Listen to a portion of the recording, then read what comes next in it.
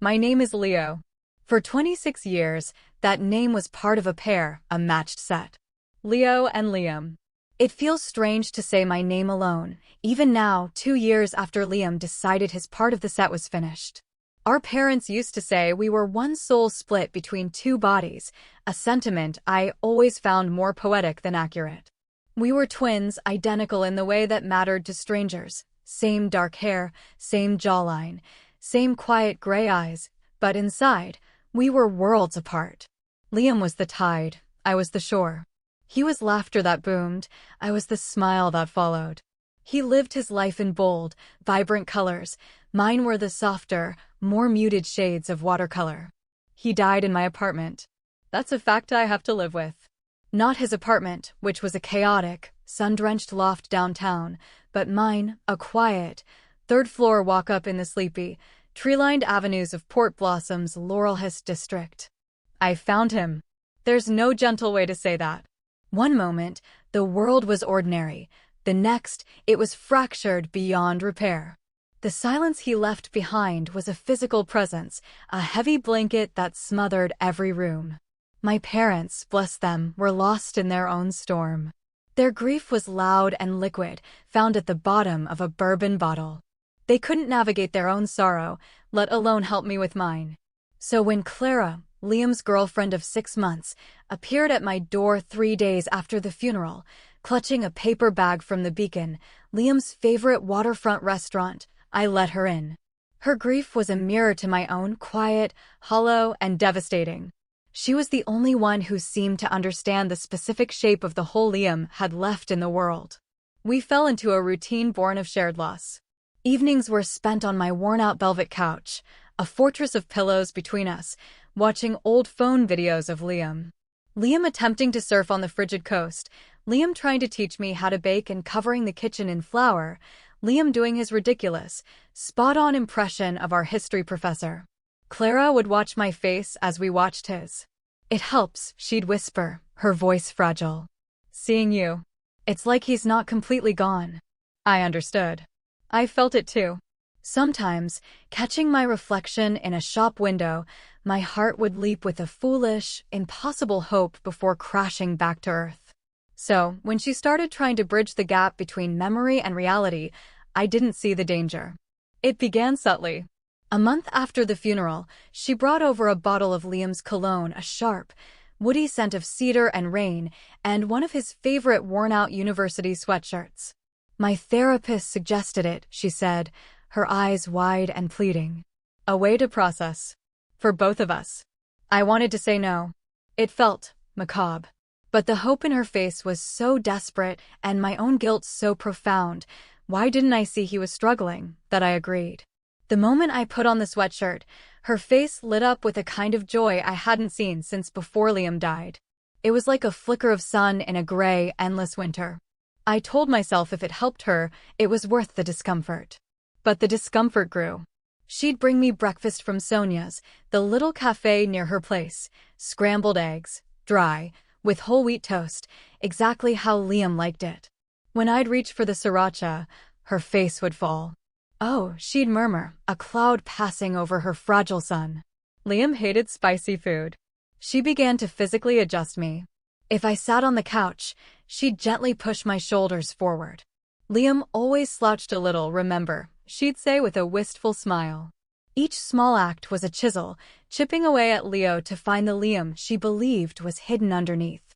I let it happen. In the fog of grief, it was easier to acquiesce than to argue. Part of me, a dark, guilty part, felt I owed her this. I owed him this. The first time she called me by his name, the world stopped. We were watching an old black and white film, the kind Liam loved. Rain pattered against the window panes, a familiar Port Blossom rhythm. "Liam," she said, her voice soft as the rain. "Can you pass the blanket?" I froze. The name hung in the air between us, heavy and wrong. My heart hammered against my ribs. I glanced around my own living room, a space that was feeling less and less mine, and knew I had to say something. "Clara," I began, my voice gentle, careful not to break her.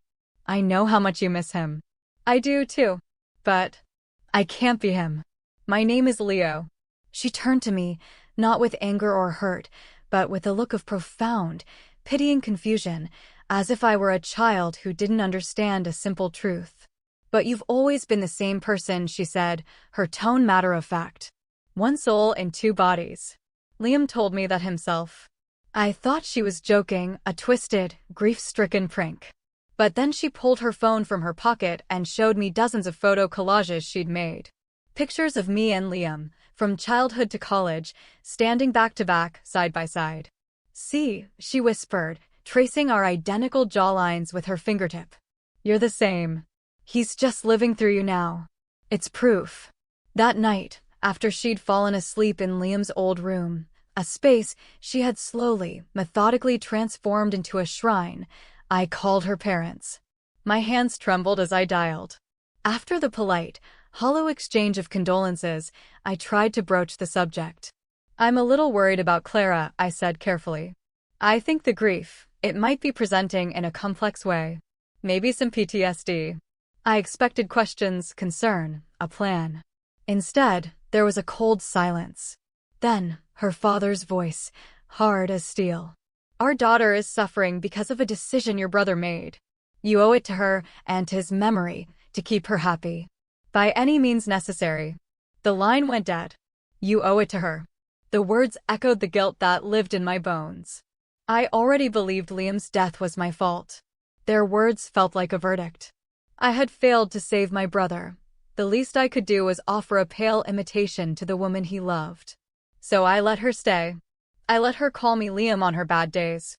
I became a ghost in my own life, a living monument to my dead twin. That's how we ended up on the couch 4 months ago, sharing a bottle of crisp Sauvignon Blanc at 2 in the morning, the silence between us thick with the person we both missed. I don't remember finishing the bottle. I don't remember moving from the couch. I woke up on my bed, the morning light ablaze against my eyes. My head was a thundercloud, my mouth drier than desert sand. I stumbled to the bathroom, leaning on the sink, and looked in the mirror. My heart didn't just drop, it evaporated. My beard, the one I'd been growing for a year, a quiet declaration of self that distinguished me from my clean-shaven brother, was gone. My face was bare, smooth, and achingly familiar. It was Liam's face staring back at me. Panic, cold and sharp, seized me. I stormed into her room, and shook her awake. "Clara. Clara, what is going on? What did you do?" She stirred, blinking slowly. When her eyes focused on me, a slow, radiant smile spread across her face. "Hey, handsome," she purred, reaching up to cup my clean-shaven jaw. Her touch was electric, terrifying. I missed this face so much. I stared, speechless. "Clara, did you do this? Did you shave me?" "Of course I did, silly," she giggled, a sound that was suddenly monstrous. She sat up, her eyes sparkling with a feverish light. "You need to look more like yourself, Liam." Before I could form a response, she launched herself at me, her lips crashing against mine. It wasn't a kiss of passion, but of ownership, of reclamation. I pushed her back, trying to be gentle, trying not to hurt this fragile, broken person. She stumbled back onto the bed and screamed, a raw, animal sound of betrayal. "Stop fighting it," she shrieked, her face contorted. "Your body will remember me if you just stop fighting." She began tearing at her own nightgown, ripping the fabric at the collar. I grabbed her wrists to stop her. "Clara, stop. He's gone. Liam is gone. It hurts me too, but we have to let him go. This isn't healthy. It's not your fault." For a moment, her eyes cleared. She nodded, as if she understood. I slowly relaxed my grip. She scrambled off the bed and ran into the ensuite bathroom. I thought it was a breakthrough. I thought the spell was broken. I never saw her again. The person who came out of that bathroom was a stranger. She held a pair of nail scissors, the small, silver ones from my medicine cabinet. "Every time you deny him," she whispered, her voice chillingly calm as she dragged the sharp point across the back of her hand, drawing a thin line of red, "you're killing him all over again." I backed away, my hands shaking so badly I could barely hold my phone as I dialed 911. In that moment, I knew. The Clara I knew, the woman who had grieved with me on my couch, had died with Liam. 911, what's your emergency? Before I could speak, she lunged, snatching the phone and hurling it against the wall, where it shattered. Liam, stop being so dramatic, she said, tilting her head as blood dripped onto the pale wooden floor. I'm just reminding you what happens when you pretend you don't exist. I moved towards the door, my only thought to escape. She blocked my path, the scissors glinting. You're not leaving me again, she hissed. I already lost you once. Clara, please, I begged, my voice cracking. It's me. Leo. You know I'm Leo. Liam is gone. She shook her head, a lock of dark hair falling across her face. With her free hand, she pulled out her phone. I have proof you're lying. She played a video from the night before. It was me, passed out on the couch, my head lolling. In the video, she was talking to me, whispering questions. Do you miss me, Liam? Do you still love me, Liam? And in my drugged sleep, I had mumbled vague, affirmative-sounding responses. See, she said, her smile triumphant. You answer to Liam when you're not fighting it. Your subconscious knows who you really are. A sudden, heavy knock on the door made us both jump. Port Blossom Police. We received a 911 call from this address. Clara's eyes locked onto mine, wide and calculating. She pressed the tip of the scissors to her own throat, just enough to break the skin. A single, perfect bead of blood welled up. Tell them everything's fine, she whispered, her voice a thread of steel. Or I'll show them the video where you admit you were jealous of him. That you pushed him to do it. My blood ran cold. The video she'd shown me was bad enough, but what else had she recorded? What other words had she put in my sleeping mouth? The knocking grew more insistent. Police. We need you to open the door. Clara's hand trembled, pressing the scissors deeper. More blood trickled down her neck, staining the collar of her torn nightgown. Say it, Liam, she mouthed. Tell them we're fine. My mind raced. A terrible, impossible choice. If I opened the door, she would hurt herself more. If I didn't, they'd break it down. I was trapped either way. She's hurting herself. I yelled towards the door, my voice raw with panic. Please help. Clara's face twisted into a mask of pure rage. She let out a piercing scream. He's trying to kill me. Just like he killed his brother. The door splintered and burst open. 2 officers, a man and a woman, rushed in, weapons drawn. Their eyes took in the scene in a fraction of a second. Clara, collapsing to the floor, blood on her arms and neck, the small scissors clattering away, me, standing over her, my hands outstretched, smeared with her blood from when I'd tried to grab her wrists. Step away from her. Hands where I can see them, the male officer commanded.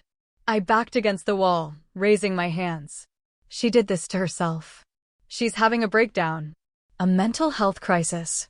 Clara curled into a ball on the floor, her sobs ragged and convincing. He made me call him Liam, she choked out. He's been holding me here for weeks, pretending to be his dead brother. The female officer knelt beside Clara, her voice gentle, while her partner kept his eyes fixed on me, his hand never leaving his holstered weapon. Ma'am, are you hurt? We need to get you medical attention. Clara nodded weakly, pushing her hair back to reveal the cut on her neck. He shaved his beard, she whispered, her voice filled with terror. He did it to look more like Liam. He's sick. The male officer's gaze flickered to my face, taking in my freshly shaven, raw-looking skin. His expression hardened. Sir, I'm going to need you to turn around slowly. Place your hands on the wall. This is insane, I protested, my voice trembling with disbelief. I'm Leo. She drugged me and shaved me while I was unconscious. Hands on the wall. Now. I complied, pressing my palms against the cool plaster of my own apartment. He patted me down while his partner radioed for paramedics and backup. Clara's performance continued, a stream of whimpers and accusations about how I'd trapped her, how she'd been too scared to leave. The paramedics arrived, their presence filling the small room. They began treating Clara's superficial wounds, and she whispered to the female officer, loud enough for me to hear. Fragments of a horrifying story. Captive, impersonating, dangerous. Her phone lay on the floor near the couch. The screen lit up with a notification, and I saw the video was still queued up. She caught my eye and, through her tears, gave me the faintest, most triumphant smile. "Officers, there's a video on her phone," I said, my voice desperate. "She recorded me while I was unconscious. She's been planning this." The female officer picked up the phone. Clara immediately started to hyperventilate. "Don't let him near it. He'll delete the evidence." "Evidence of what, ma'am?" the officer asked gently. Clara's voice dropped to a conspiratorial whisper. "Of what he did to Liam. He admitted everything last night." The officers exchanged a look. The woman played the video. I watched their faces shift from professional concern to suspicion as they listened to my drugged, slurred mumbling in response to Clara's leading questions. She had been brilliant, in a terrifying way. Her phrasing was ambiguous, my responses vague enough to be interpreted as a confession to something awful. "That's not what it looks like," I pleaded. "I was unconscious." She was putting words in my mouth. The male officer snapped handcuffs on my wrists. The cold metal was a shock against my skin. "Sir, you're being detained for questioning. You have the right to remain silent." The paramedics insisted on taking us both to Port Blossom General Hospital, Clara for her injuries, me for a mandatory psychiatric evaluation. They said I was showing signs of shock. In a final, cruel twist of fate, Clara insisted we ride in the same ambulance. For my safety, she'd whimpered to the officers. "I don't want him left alone." Strapped to the gurney, a prisoner in my own story, I watched her performance continue. She held a young paramedic's hand, weaving her tale of a grieving twin's descent into a dangerous obsession. "He seemed so normal at first," she said, her voice small and frightened. "Just Leo. But then he started changing, wearing Liam's clothes, using his cologne, making me call him by his brother's name." The paramedic squeezed her hand. "You're safe now." Clara turned her head and looked at me over the paramedic's shoulder. For a split second, the mask of the terrified victim slipped, and I saw the cold, calculating woman beneath. Then it was gone, replaced by tears. "I tried to leave so many times," she sobbed. "But he told me if I told anyone, he'd make it look like I was the crazy one." At the hospital, they separated us. Clara was taken to a private room for treatment. I was escorted to the psychiatric wing. Through the small, wire-meshed window in my door, I saw a commotion. Clara's parents had arrived.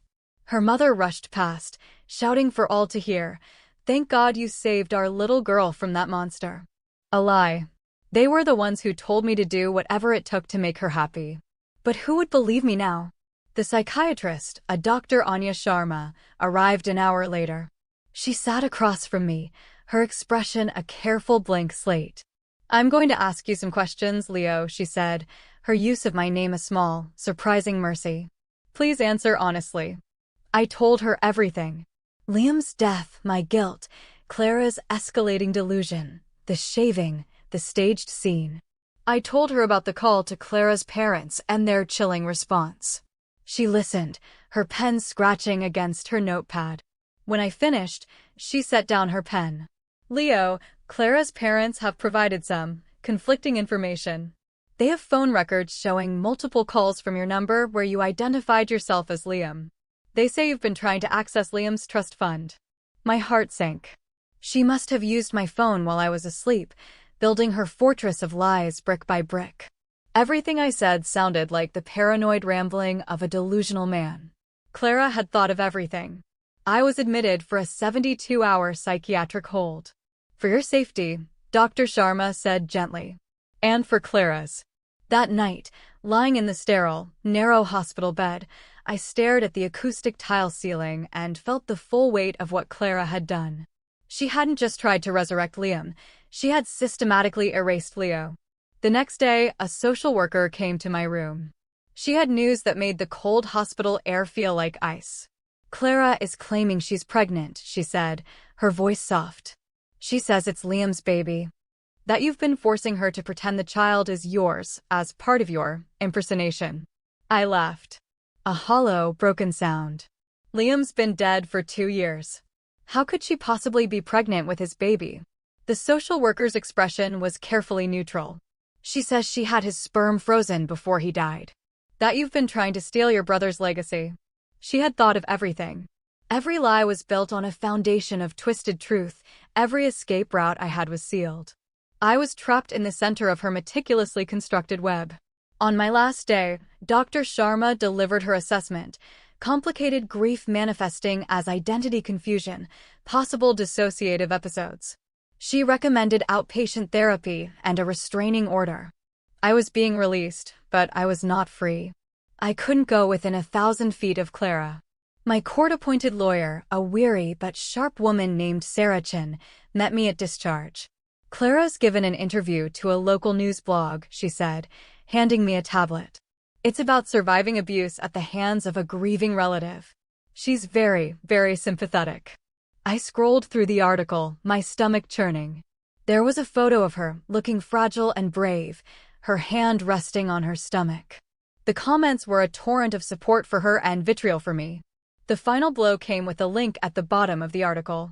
It was a GoFundMe page, set up by her parents, to help Clara and baby Liam rebuild their lives. It had already raised over $20,000. Sarah drove me to a drab motel on the industrial outskirts of the city. My landlord had already started eviction proceedings. "Too much police activity," he'd said. "Bad for the building's reputation." That night, alone in the sterile, anonymous room, I finally understood. Clara hadn't just tried to turn me into Liam. She had unmade me. I had no home, no job, no friends who would believe me, no reputation. And somewhere across the city, Clara was getting richer and more famous off the story of my monstrous transformation, a story she had written, directed, and starred in. I was nothing, a ghost. And she was the one holding the scissors. The motel room, with its stained carpet and lingering scent of stale smoke, became my sanctuary and my prison. Days blurred into a monotonous cycle of searching for jobs online and receiving polite rejections. My name, Leo Vance, was now digital poison. A single search brought up Clara's blog posts, the news articles, the narrative of the disturbed twin. About a week after my release, my cash was running low. I drove to a sprawling, impersonal supermarket on the far side of town, hoping to avoid any familiar faces. I was in the produce aisle, debating the merits of an overripe avocado, when I saw her. Clara. She was by the organic apples, her hand resting proprietorially on her stomach.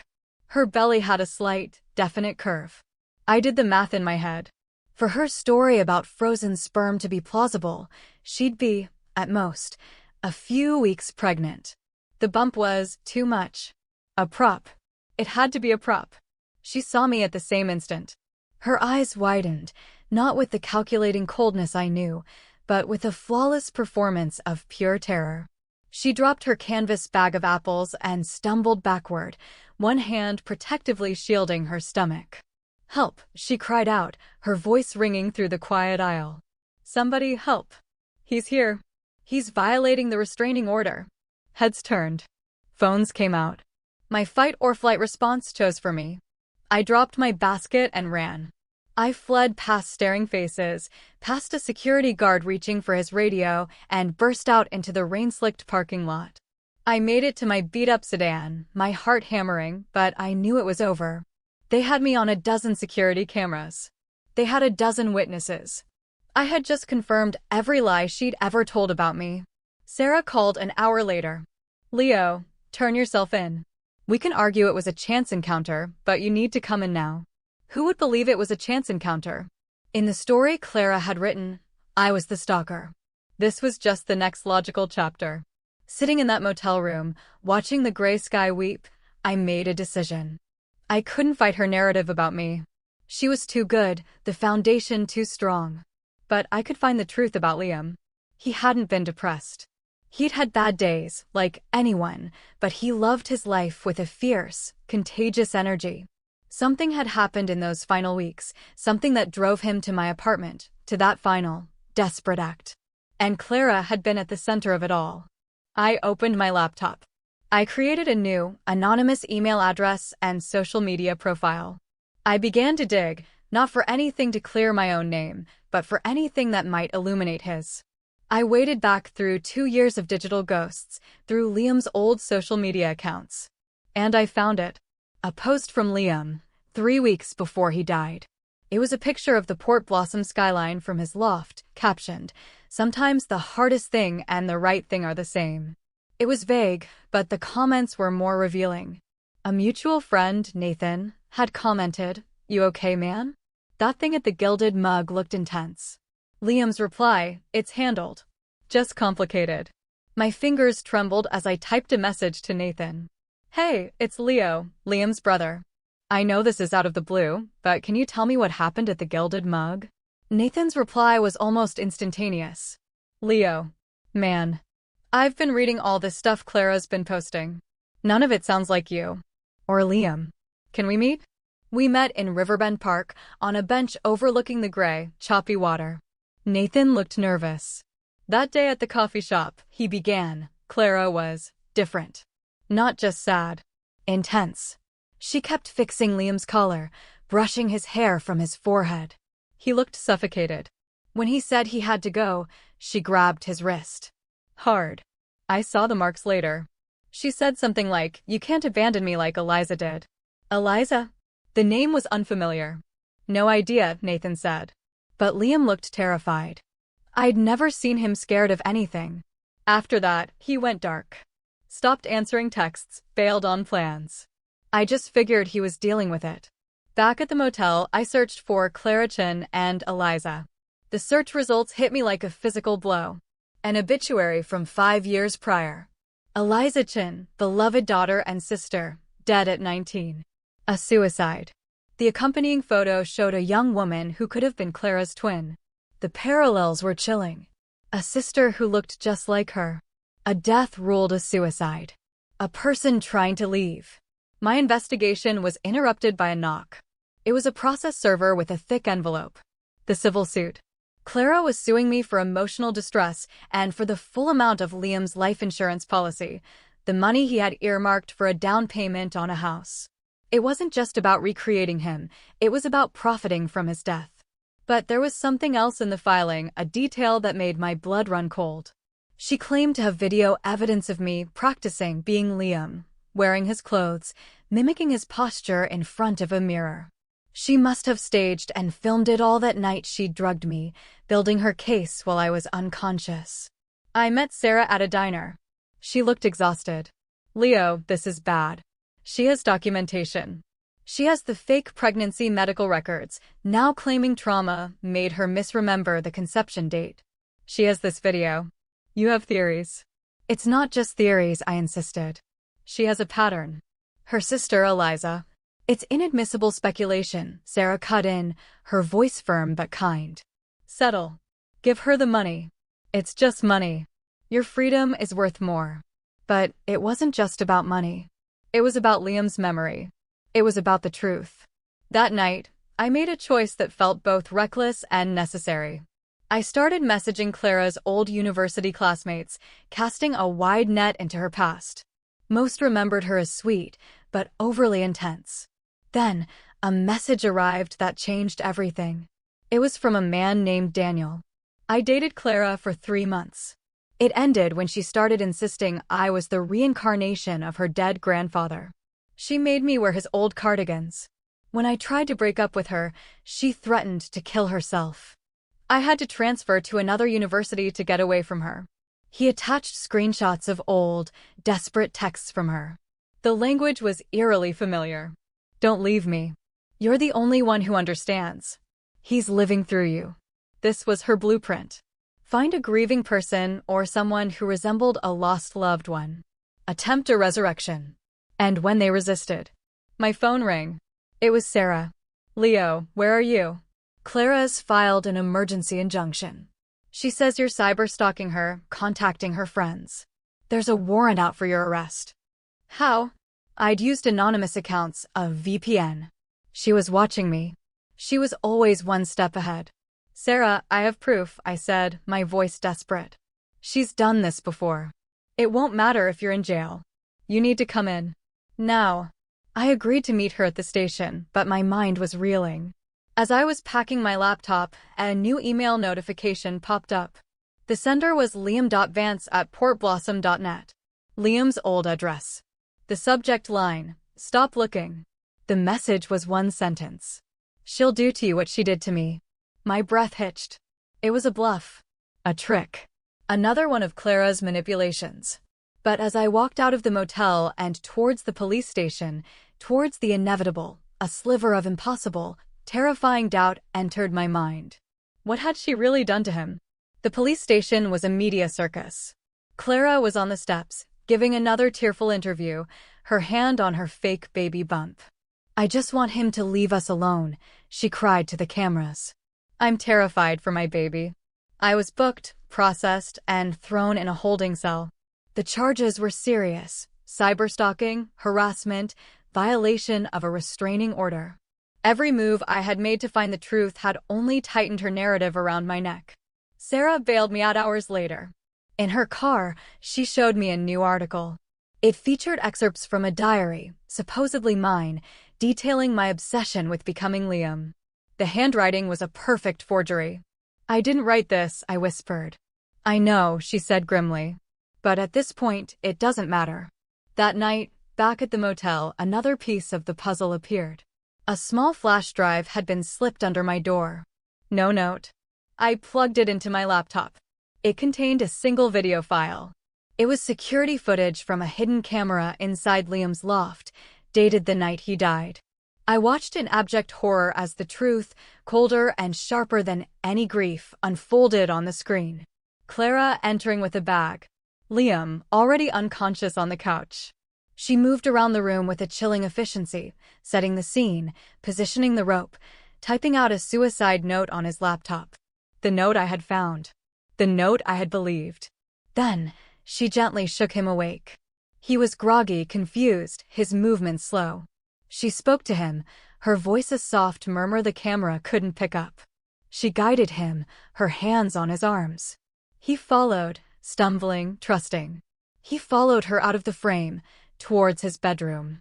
Liam hadn't killed himself. He had been murdered. My phone buzzed with a text from an unknown number. Pier 47, Old Cannery. Midnight. Come alone. Tell no one. It was a trap. It had to be. But what choice did I have? I was a fugitive in my own life, accused of crimes I didn't commit, haunted by a brother who hadn't died the way I thought. I drove to the waterfront, the city lights smearing in the rain. At midnight, a figure emerged from the shadows of the derelict cannery. Thin, haunted, but familiar. It was Daniel, the ex-boyfriend from college. I sent the email from Liam's account, he said, his voice low and urgent. And the drive.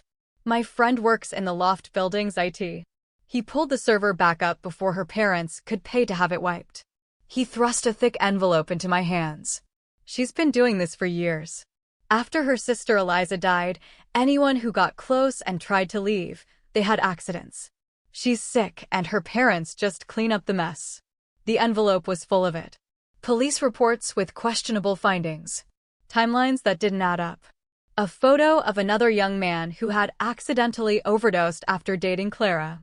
His name was Ben. He looked like her father. She's escalating, Daniel warned. She's already found her next project. Nathan's younger brother. He's 15. He looks just like Liam did at that age. My blood ran cold. There's one cop, Daniel said, handing me a business card. Detective Serrano. She transferred in from out of state. She's not connected to the Chin family. She's been quietly looking into Eliza's case. She's expecting your call. He melted back into the shadows, leaving me with the evidence of a serial killer's quiet reign. I called Serrano. She met me at a side entrance to the station. She was in her 40s, with sharp, intelligent eyes that missed nothing. She laid out her own files next to Daniel's evidence. They were a perfect match. I've suspected the Chens for months, she said. But they're powerful in this town. And Clara is smart. She never leaves a direct trace. Serrano tapped a file. But she's getting sloppy. I pulled her medical records. She had a full hysterectomy 3 years ago after a septic infection. She couldn't carry a houseplant to term, let alone a baby. The final lie unraveled. We need to get her on record, Serrano said. A confession. We'll set up a sting. A mediation for the civil suit. You'll wear a wire. It was terrifying. But the image of Nathan's 15-year-old brother, of Liam stumbling and confused, of Eliza and Ben, it was all I needed. I'll do it. The mediation was held in a sterile, windowless conference room. I sat across from Clara, who was radiating serene victimhood, her fake belly prominent under her blazer. Her parents and lawyer were there, radiating contempt.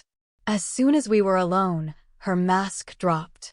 "You look tired, Liam," she said with a predatory smile. My heart hammered against the tiny microphone taped to my chest. "Tell me about him," I said, my voice steady. "How did you help him?" She leaned forward, her eyes gleaming. "He was suffering. He was too proud to admit he couldn't live without me. So I made it easier. A few crushed pills in his wine to make him calm. He was so peaceful at the end. Grateful, even." She smiled. "Just like Eliza was. And Nathan's brother is next?" "Tommy," she said his name like a prayer. "He has Liam's soul. He just needs a little help remembering it. But you could save him, you know. Come home. Be who you are. And I'll let Tommy go. Your choice." It was all Serrano needed. They arrested her an hour later at Nathan's house, where she was showing a confused Tommy old photo albums of Liam. She didn't fight. She just smiled, as if it were all part of her plan. The trial was a quiet storm. Her parents spent a fortune on defense, painting her as a tragic, mentally ill figure. But the evidence was overwhelming. Daniel testified. Ben's family came forward. The video of Liam's last night was played for a silent, horrified courtroom. Clara was found guilty. Life in a secure psychiatric facility. No possibility of parole. It wasn't a victory. There was no joy in it. It was just an ending. A full stop at the end of a horrific chapter. I'm in therapy now. Real therapy. We talk about Liam. We talk about guilt. We talk about the slow, painful process of reclaiming my own identity from the wreckage. I have a new apartment, a small place with a balcony that gets the morning sun. I started working at a local bookstore, surrounded by the quiet company of stories.